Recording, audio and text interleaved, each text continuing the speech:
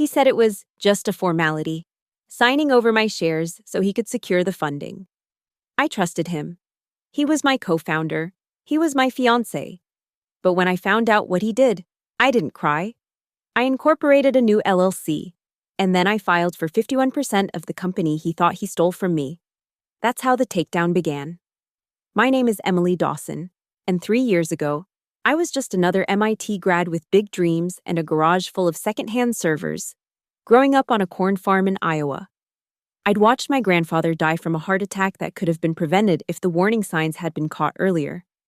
That's what drove me to create Medvanta Technologies, an AI-powered diagnostic system that could detect cardiovascular anomalies months before traditional methods. I met Nathan Grady at a Boston startup mixer. He was everything I wasn't: smooth-talking, connected, the kind of guy who could walk into a room and have VCs eating out of his hand within minutes. I had the tech brilliance, he had the business swagger. It seemed like the perfect partnership. "You build it, I'll sell it," he'd said over craft beers that first night, his green eyes sparkling with the same ambition I felt burning in my chest. And God help me, I believed we could conquer the world together. We started in my Cambridge apartment, me coding 18-hour days while Nathan networked his way through every accelerator and pitch competition in New England. I built the core algorithm that could analyze ECG patterns with 94% accuracy, better than most cardiologists. Nathan polished our pitch deck until it gleamed like his Italian leather shoes. The early wins came fast. TechCrunch Disrupt finalist, 50 KAs from Mass Challenge, a seed round from prominent Boston Angels. My parents even took out a second mortgage on the farm to invest. They believed in me that much. Nathan handled the business side while I lived in the code. I trusted him completely. Why wouldn't I?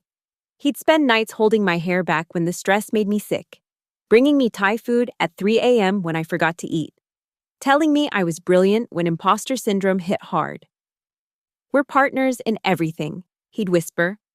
And I'd go back to my algorithms, secure in the knowledge that someone finally understood my vision. By year 2, we had a working prototype and legitimate interest from hospital systems. Nathan suggested we formalize our equity structure properly before the Series A meetings. The lawyers drew up papers. I barely glanced at them. I was debugging a critical feature that would reduce false positives by 12%. "Equal partners, right?" I asked, signing where he pointed. "Always," he promised, kissing my forehead. "You and me against the world. If only I'd known that in his version of that story. I was the world he was fighting against. The proposal came on a Friday evening in October, right after we'd closed our biggest partnership deal with Massachusetts General Hospital. Nathan took me to the rooftop bar where we'd celebrated our first angel investment. As the Boston skyline glittered around us, he dropped to one knee. "Emily Dawson, you're the smartest woman I've ever met," he said, diamond ring catching the light. "Marry me, and let's build an empire together." I said yes. Of course I said yes. I was 32, in love, and my startup was about to hit the stratosphere. Life couldn't get better. The following Monday, Nathan came into our office with a stack of papers and his most charming smile. "Small hiccup with the Series A," he said, sliding documents across my desk. "Kleiner wants a cleaner cap table. Their lawyers suggest consolidating the equity temporarily under one name. Makes the financials smoother." I looked up from my code. "Consolidating how?" "Just a formality. You transfer 40% to me on paper. I negotiate as majority holder, then we redistribute after closing. Standard stuff." He leaned against my desk, that easy confidence I'd fallen for radiating from every pore. "Sarah at Techstars did the same thing last year." I hesitated. Something felt off. But Nathan had never steered us wrong. He'd turned my algorithm into a business worth 8 figures on paper. "The lawyers want this done by Wednesday," he pressed gently. "Or we might lose Kleiner's interest. You trust me, right?" Trust. That word would haunt me later. But in that moment, with my engagement ring still feeling foreign on my finger, I signed 3 signatures on 3 pages.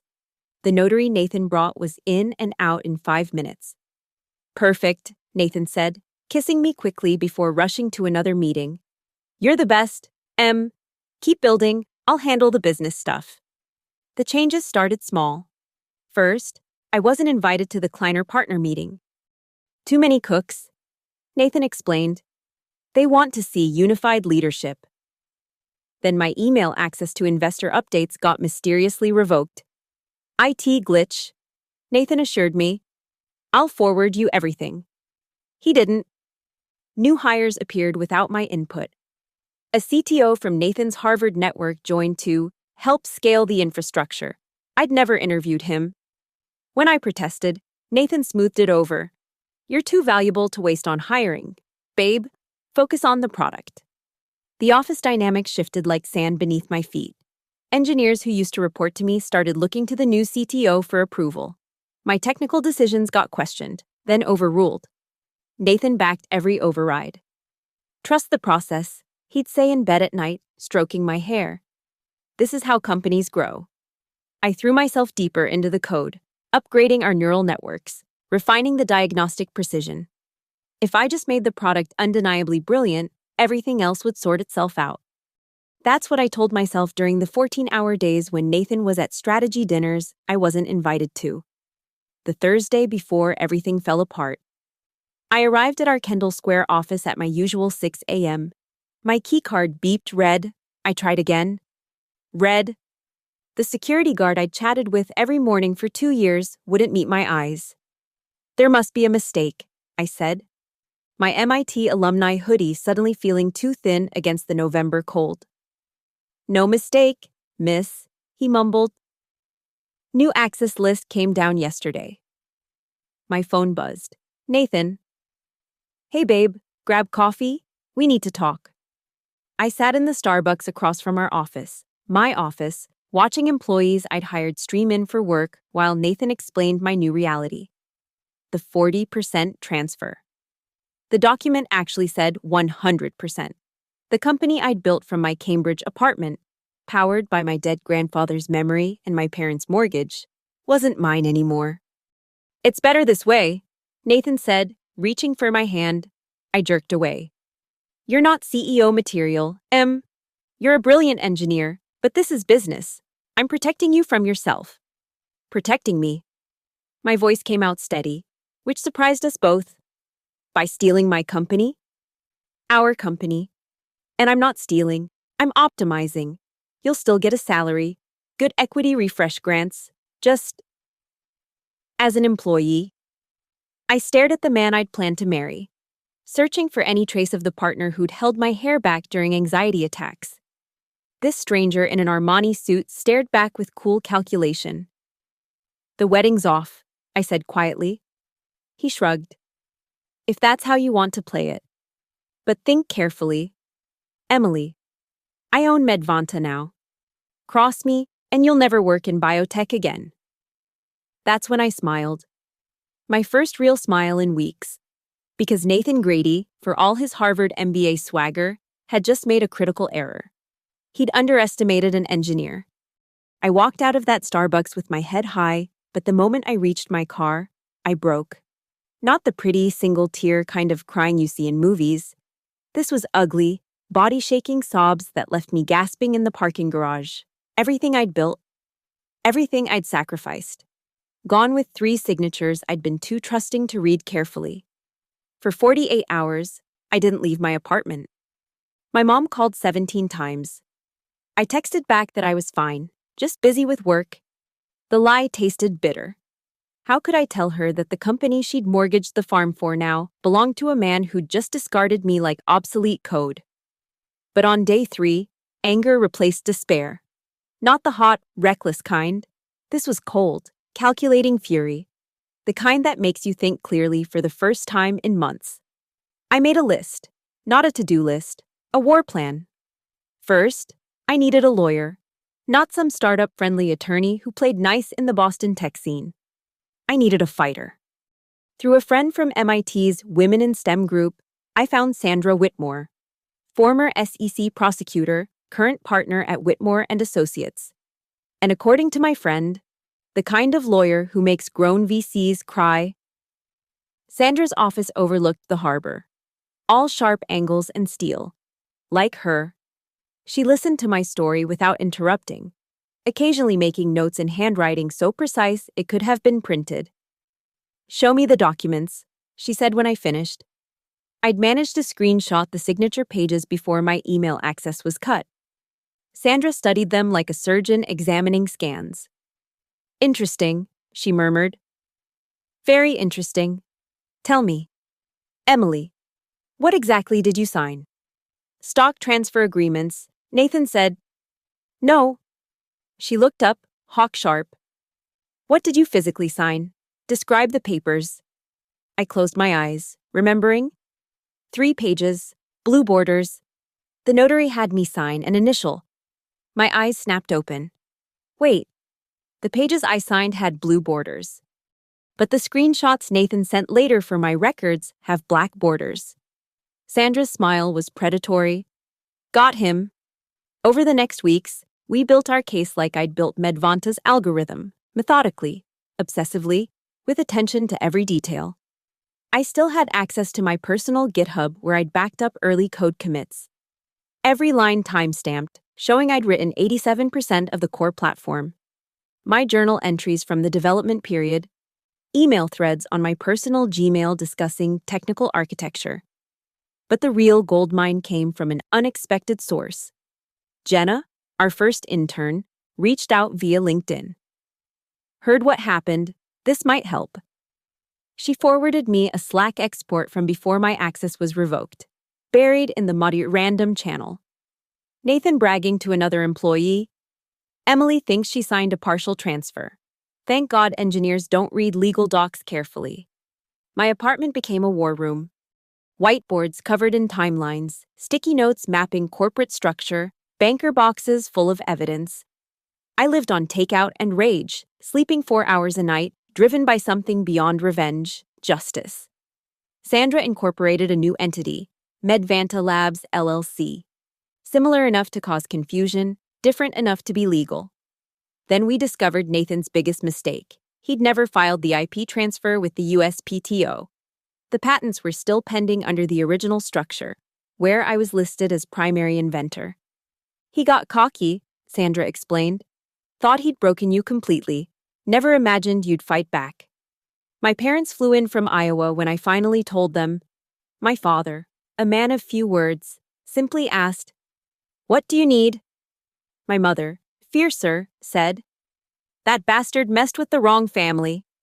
They emptied their savings to fund the legal fight. "We invested in you, not him," Mom said firmly. "This is just protecting our investment." 6 weeks after that Starbucks betrayal, I was ready. Not recovered, I still woke up at 3 a.m. sometimes, heart racing from dreams where I was locked out of my own code, but ready to fight. "File the lawsuit," I told Sandra. "But that's just the beginning." She raised an eyebrow. "What else did you have in mind?" I pulled up a presentation on my laptop. "I'm going to take back my company. Not just the equity, everything. By the time I'm done, Nathan Grady won't even be able to get a job selling used cars." Sandra leaned back, studying me with new respect. "Remind me never to piss you off, Emily." I smiled. And for the first time in weeks, it felt real. Too late for Nathan to learn that lesson, but he's about to get schooled anyway. The investigation phase was where my engineering mindset became my greatest weapon. While Nathan was out celebrating his acquisition at industry parties, I was building a forensic map of every lie he'd told, every document he'd forged, every law he'd bent. Sandra had subpoenaed records during discovery, but I went deeper. Much deeper. First, I hired a digital forensics expert, a former NSA analyst who now did corporate work. "I need you to recover everything," I told him. "Every deleted email, every version control commit, every Slack message." What we found was damning. Nathan had been planning this for months. Email threads with his lawyer discussing the Emily problem. Messages to the new CTO dated 3 months before I was pushed out, promising him my role. Most damaging, a PowerPoint presentation titled Post-E Transition Plan, created 2 weeks before he proposed to me. The engagement had been part of the con, but I needed more than digital evidence. I needed witnesses. So I became a detective, reaching out carefully to former employees, investors, anyone who might have seen something. My breakthrough came from an unexpected source, Nathan's executive assistant, Meredith. She called me one evening, voice shaking. "I can't work for him anymore," she said. "Not after what I saw him do to you. Plus," she paused, "he's been falsifying board meeting minutes. I have copies." We met at a diner in Somerville. Meredith slid a flash drive across the table like we were in a spy movie. On it, board resolutions Nathan had created retroactively, giving himself broader powers, signatures that looked suspicious, and a recorded phone call where Nathan instructed her to backdate documents. "Why?" I asked. "Because you were brilliant and kind," she said simply. "And he's a monster who's taking credit for your work." The patent investigation revealed another layer of deception. Nathan had filed continuations on my core algorithms but listed himself as sole inventor. The problem? I had laboratory notebooks, validated and dated, showing every step of my development process. Even better, I'd presented the early algorithm at an MIT symposium, public disclosure that predated his claims by 6 months. Sandra connected me with a patent attorney who actually laughed when he saw Nathan's filings.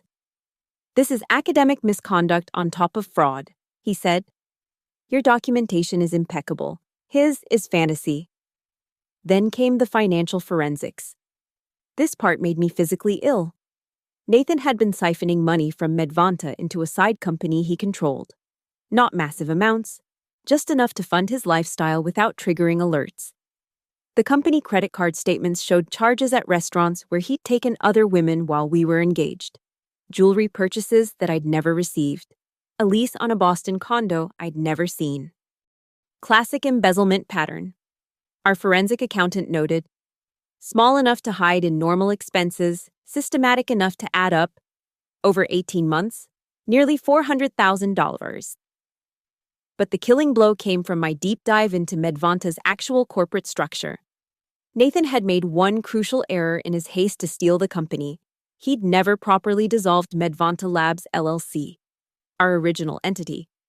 The entity where all initial IP assignments lived. The entity where I was still listed as managing member. He built his house on quicksand, Sandra explained. Every contract Medvanta Technologies signed might be legally challengeable because the underlying IP rights were never properly transferred. I cross-referenced every document, built timelines precise to the hour, created visualizations showing the flow of IP, money, and corporate control. It was like debugging the messiest codebase imaginable, except this time, the bugs were crimes. The evidence filled 17 binders. Sandra's paralegal whistled when we delivered them. "This is the most thorough documentation I've seen outside of federal cases," she said. "I'm an engineer," I replied. "We document everything." The final piece came together when I found Nathan's Achilles heel, the Series A term sheet. In his ego, he'd warranted that he owned all IP free and clear. But the provisional patents were all filed under my social security number, with Medvanta Labs as assignee. He'd committed securities fraud the moment he signed that warranty. 3 months after my lockout, I had built an airtight case. Nathan thought he'd stolen a company.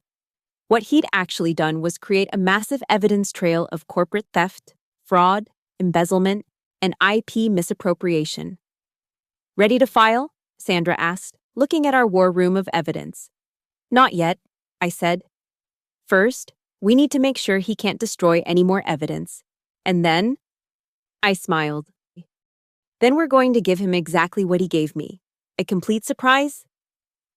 The filing happened on a Tuesday morning at exactly 9:47 a.m. I know because I was sitting in my car outside Medvanta's offices, watching through the glass lobby as a process server walked in with our 127-page complaint.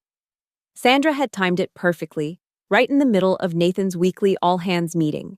I couldn't see his face when he was served, but I saw the aftermath. The meeting ended abruptly. People scattered to their desks, heads down, checking phones.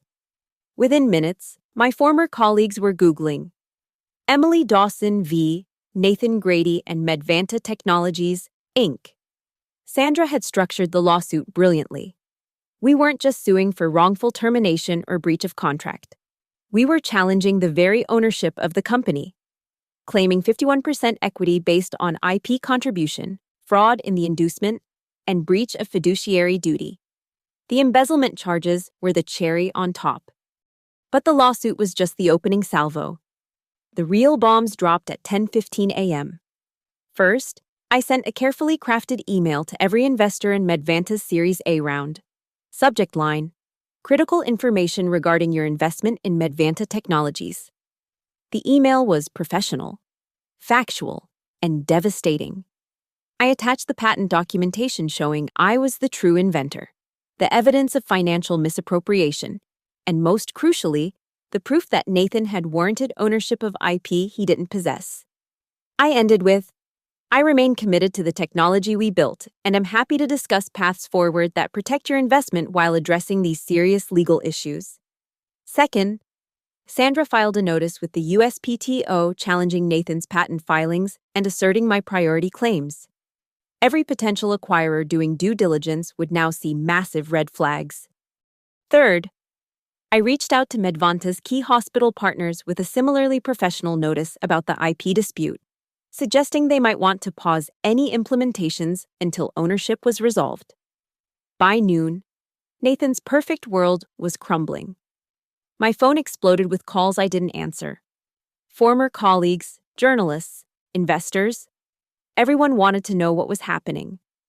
I let Sandra field the media inquiries while I watched Medvanta's internal Slack through a back channel a sympathetic engineer had provided. The panic was palpable. The new CTO was demanding answers. The sales team was fielding calls from confused clients. And Nathan? Nathan was locked in the conference room with 3 lawyers, screaming loud enough that people could hear him through the glass.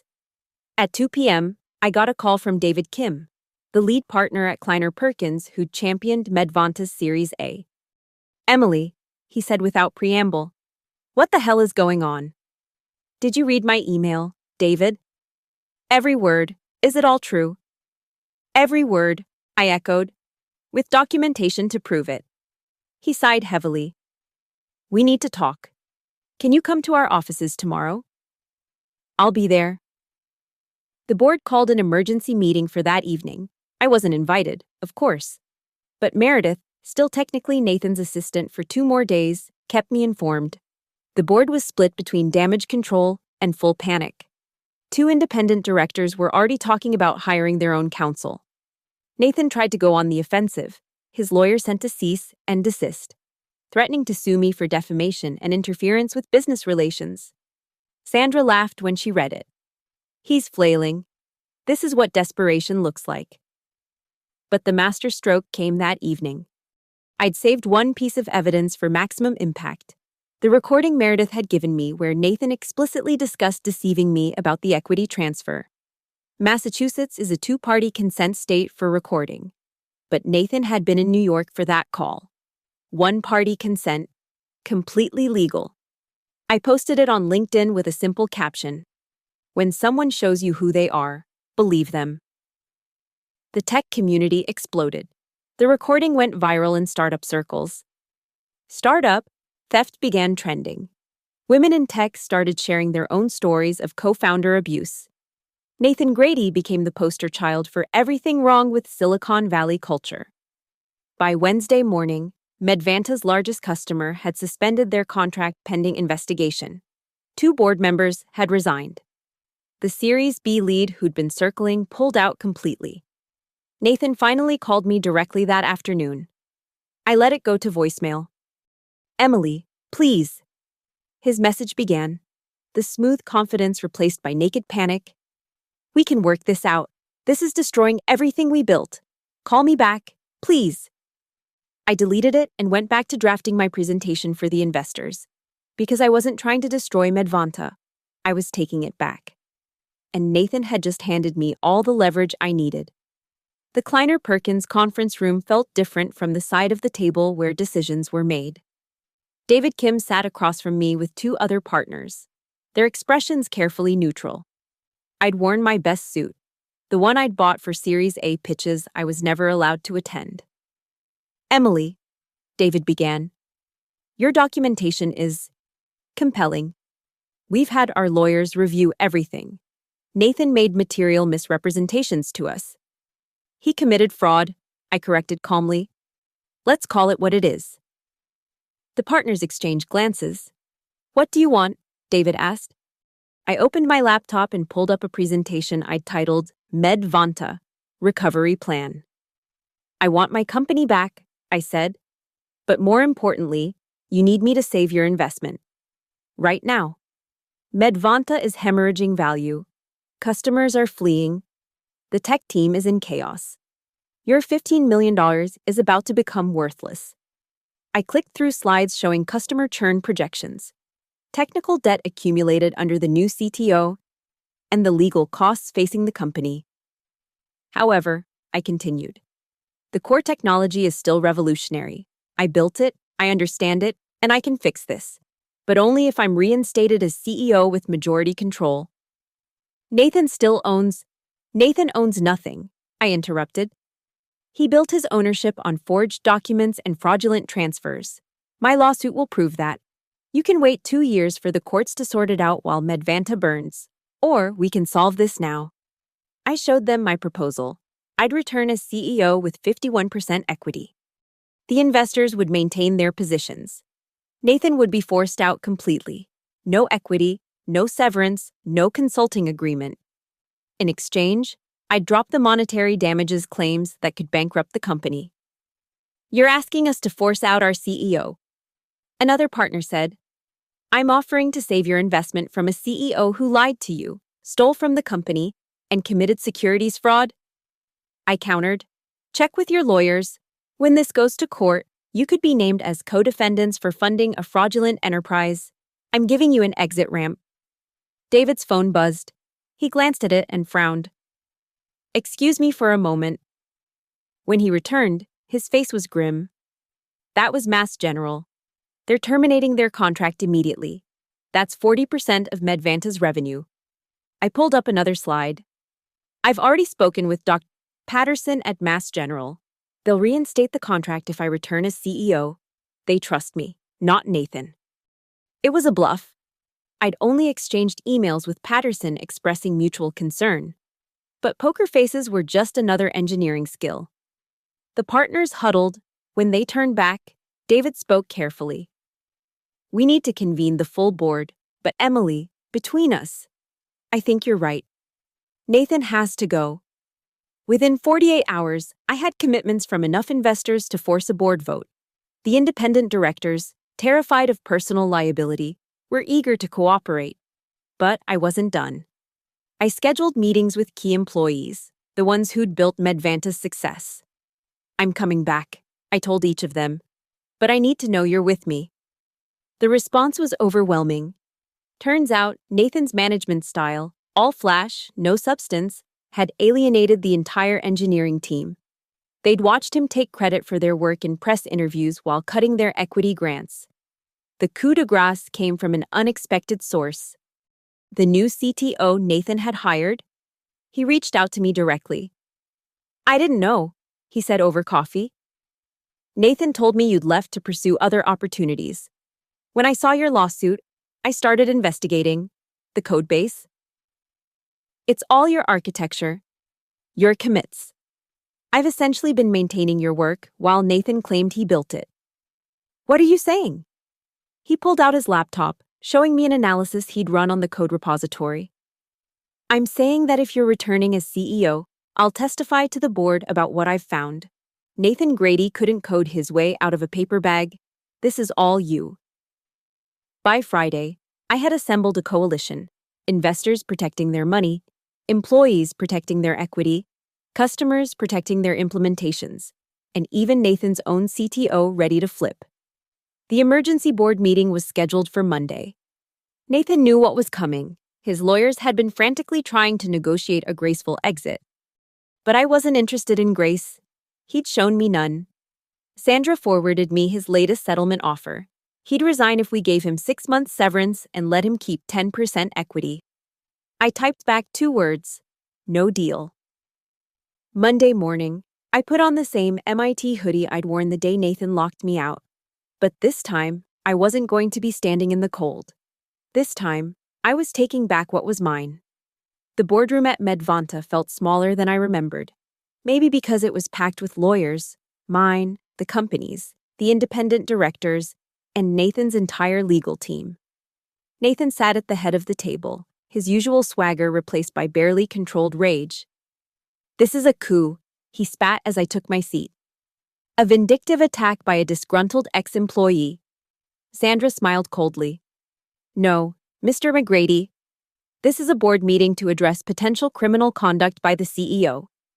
David Kim called the meeting to order. "We're here to review serious allegations against Nathan Grady and determine the best path forward for Medvanta Technologies." I presented for 90 minutes. Every slide was a nail in Nathan's coffin. Forged documents, embezzled funds, securities fraud, patent theft. The board members' faces grew increasingly grim as the evidence mounted. When I showed the organizational chart proving Nathan had hired his college roommate as a consultant at $20,000 per month for 0 deliverables, one director audibly gasped, "These are lies." Nathan interrupted. "Fabrications by someone who couldn't handle the pressure of leadership." "Then explain this," I said, pulling up the audio recording. Nathan's voice filled the room, bragging about deceiving me. The temperature seemed to drop 10 degrees.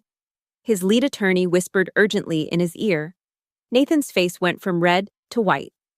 The new CTO testified next, confirming that the entire codebase was my work. "In my professional opinion," he concluded, "Emily Dawson is the sole technical founder of this company. Nathan Grady's contributions were purely cosmetic." The CFO, who'd been investigating the books, revealed the full extent of Nathan's financial manipulation. Beyond the embezzlement, he'd been inflating metrics to investors, hiding customer churn, and authorizing personal expenses that violated company policy. "The company is also facing potential SEC investigation," she added quietly. The Series A representations were materially false. That's when Nathan cracked. "Fine," he shouted, slamming his hand on the table. "You want the truth? Yes, I took control. Because Emily would have run this company into the ground. She's a brilliant coder, but has no business sense. I saved Medvanta from her naivety." "By stealing it?" David asked coldly. "By doing what needed to be done." Nathan's mask had completely slipped. "You think hospitals want to deal with some farm girl from Iowa? They want Harvard MBAs. They want someone who speaks their language. They want technology that works," I said quietly. "Which is why Mass General is terminating your contract and waiting for my return." The board took a recess. Nathan's lawyers huddled with him in the corner, their whispers increasingly desperate. When we reconvened, his lead attorney spoke. "Mr. Grady is willing to resign immediately and transfer his shares back to the company in exchange for a mutual release of claims and modest severance." "No," I said firmly. "He resigns, transfers all equity, and receives nothing. Or we proceed with criminal charges." "That's extortion," the lawyer sputtered. Sandra leaned forward. "No, counselor. Extortion is forging documents to steal a company. This is consequences." The board voted. It was unanimous. Even the directors Nathan had personally recruited voted against him. He was terminated effective immediately, with all equity clawed back due to fraud. But that wasn't enough for me. "One more thing," I announced. "I'm filing a personal lawsuit against Nathan Grady for damages. The emotional distress, the reputational harm, the theft of my life's work. I want him to pay personally." Nathan stood abruptly. "You've won, Emily. Isn't that enough?" I met his eyes steadily. "Did you think destroying me was enough? You took my company, my reputation, my parents' money. You got our employees to doubt me. You made me question my own worth. So no, Nathan. It's not enough." Security escorted him out as he screamed about lawsuits and revenge. I watched him go, feeling nothing but cold satisfaction. The board turned to me. Emily, David said, we'd like to offer you the position of CEO, with 51% equity as you requested. I accept, I said. But we're changing the name. Medvanta Technologies is dead. Going forward, we're Elysium Diagnostics. Within a week, Nathan's world had completely collapsed. The personal lawsuit revealed his assets, purchased with embezzled funds, were subject to seizure. His reputation in Boston tech was destroyed. No firm would hire him. The Harvard Business School quietly removed him from their alumni spotlight page. He declared bankruptcy within 3 months. Meanwhile, I rebuilt my company. Mass General renewed their contract. The engineering team rallied. We closed a clean Series B within 6 months. The day the bankruptcy court finalized Nathan's filing, I received a package. Inside was the engagement ring I'd thrown at him, with a note. Please accept this as partial payment on what I owe. I sold it and donated the money to a nonprofit teaching girls to code. He'd stolen my company. I'd taken his entire world. Somehow, that still felt like letting him off easy. 2 years later, I stood in the lobby of 1 Kendall Square, watching morning sunlight stream through the glass walls of our new headquarters. The same building where Nathan had locked me out now bore a different name on the directory. Elysium Diagnostics. Suite 500. My assistant knocked gently. Emily, your 9 a.m. is here. I turned to see a familiar figure in the lobby, Nathan Grady, looking nothing like the polished executive who'd once stolen everything from me. His Armani suits had been replaced by off-the-rack polyester. The confident swagger was gone, replaced by shoulders that curved inward like parentheses around his failure. I'd agreed to this meeting for one reason: closure. 5 minutes, I said, gesturing to the conference room.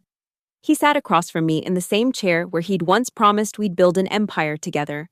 The irony wasn't lost on either of us. Thank you for seeing me, he began, his voice hoarse. I know I don't deserve.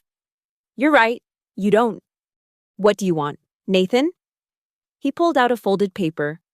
A reference. I can't get hired anywhere. Even small startups Google my name, and... He trailed off. I'm working at a cell phone store in Quincy, living with my parents. I just need someone to say I'm not completely worthless. I studied the man who destroyed my trust in humanity, then rebuilt it through his destruction. You want me to lie for you? I want you to forgive me, he whispered. The old Emily might have felt something, pity, perhaps, or even satisfaction. But the woman I'd become felt only calm certainty. No, I said simply. Actions have consequences. Nathan, you taught me that. I lost everything, he said, tears actually forming in his eyes. My career, my money, my reputation. Your victims, I interrupted. Because I wasn't your first. Was I? During the lawsuit, 3 other women reached out, former co-founders who'd mysteriously decided to pursue other opportunities. You had a pattern. His face crumbled. I'm in therapy now. I understand what I did was wrong. Understanding and accountability are different things. I stood. Your 5 minutes are up. Security escorted him out. The same security guard who'd once denied me entry now worked for the company I fully controlled. He gave me a small nod as Nathan shuffled past. I returned to my office, where the walls displayed our achievements. FDA approval for our latest diagnostic tool.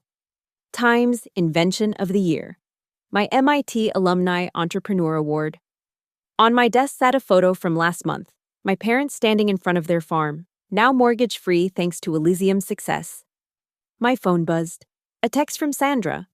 Heard Grady tried to ambush you. You okay? Better than okay, I typed back. Actually felt nothing. Is that weird? That's victory, she replied. Later that day, I convened our all-hands meeting. 47 employees gathered in our open concept space, including 12 from the original Medvanta team who'd stood by me. 2 years ago, I began. Someone tried to steal what we built. They failed because this technology, this mission, this company isn't about any one person's ego. It's about saving lives. I clicked to our metrics slide. This quarter, our diagnostic tools identified early-stage cardiac events in 14,000 patients. That's 14,000 people who got treatment before a heart attack, not after. That's what matters. The room erupted in applause as I looked at their faces, diverse, brilliant, loyal. I realized Nathan had actually given me a gift. His betrayal had taught me to build better, stronger foundations, clearer contracts. Most importantly, a culture where no one person could destroy what we'd all created together. That evening, I sat in my Cambridge apartment, the same one where Medvanta had been born. I'd bought the whole building now, converting it into affordable housing for grad students with big dreams and empty bank accounts. My laptop chimed with an email from a young founder in Detroit. "I just found out my co-founder has been stealing from our company," she wrote. "I read about your story. How did you find the strength to fight back?" I smiled and started typing. It begins with remembering that your ideas, your work, your dreams have value. And anyone who tries to steal them has shown you exactly who they are. Believe them. Outside my window, Boston glittered with 1,000 possibilities. Somewhere out there, another founder was coding late into the night. Another dreamer was pitching their vision. Another Emily was trusting the wrong person. But maybe, just maybe, my story would help them recognize the signs, react faster, fight harder. Because the best revenge isn't just taking back what's yours, it's making sure they never take from anyone else again. I didn't just take back what was mine. I made sure he'd never take from another woman again. And that was worth everything. Thank you so much for listening to this story. I'd love to know where you're tuning in from. Drop a comment below and let's connect. If this story resonated with you, please subscribe to the channel and share your thoughts. What would you have done in Emily's position? Your stories and perspectives make this community amazing. See you in the next one.